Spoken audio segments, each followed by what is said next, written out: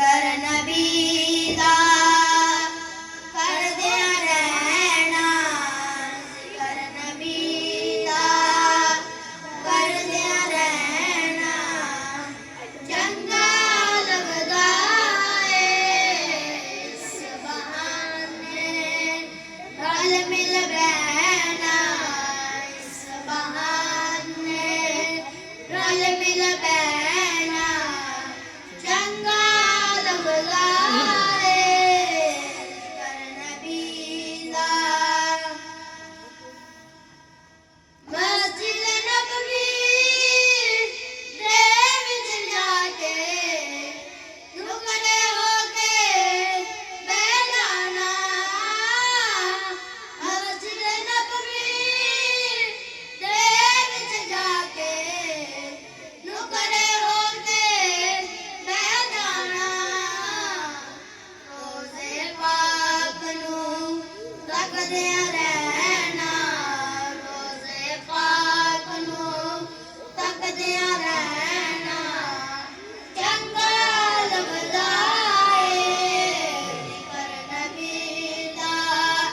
करदिया रहना, जिकर नबी दा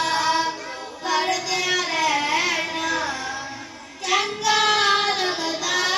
है इस बहाने रल मिल बहना, इस बहाने रल मिल बहना, चंगा लगदा है जिकर नबी दा। जालिया घोर खलोना उठी, सान लेना रो लेना, जालिया घोर खलोना उठी, सान लेना रो लेना, बोलन नालों चुप कर लेना, बोलन नालों चुप कर लेना, चंगा लगदा है जिकर नबी दा करदिया रहना, जिकर नबी दा करदिया रहना, चंगा लगदा है इस बहाने रल मिल बहना, इस बहाने रल मिल बहना, चंगा